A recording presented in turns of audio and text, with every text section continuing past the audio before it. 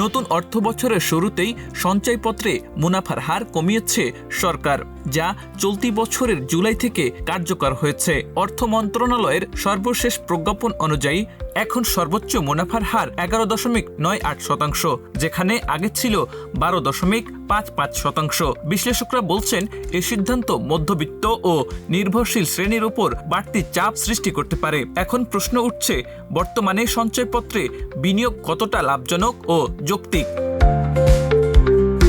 গত 1 জুলাই নতুন হারে কম বিনিয়োগে মুনাফা কিছুটা বেশি থাকলেও বেশি পরিমাণ বিনিয়োগের ক্ষেত্রে হার উল্লেখযোগ্যভাবে কমেছে। এভাবে প্রথমবারের মতো ধাপে ধাপে মুনাফার হারে বৈষম্য আনা হয়েছে।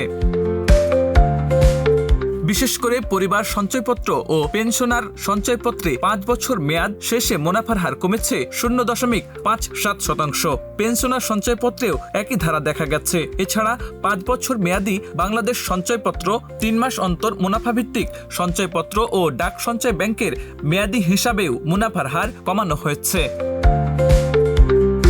তবে wage earner development bond, US dollar premium ও ইনভেস্টমেন্ট বন্ড এবং ডাকঘর সঞ্চয় ব্যাংকের সাধারণ হিসাবের মুনাফার হার অপরিবর্তিত রয়েছে।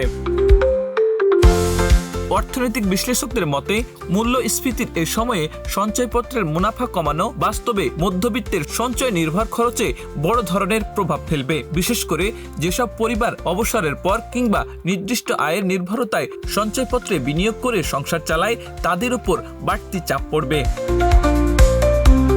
2025-26 অর্থবছরের বাজেটে করমুক্ত আয়সীমা না বাড়ানো এবং মূল্যস্ফীতি বিবেচনা না এনে মুনাফার হার কমানো, এই দুটি সিদ্ধান্ত মিলিয়ে সঞ্চয়পত্র বিনিয়োগকারীদের কাছে প্রশ্ন উঠেছে, এই মুহূর্তে সঞ্চয়পত্রে বিনিয়োগ আদৌ কতটা যৌক্তিক?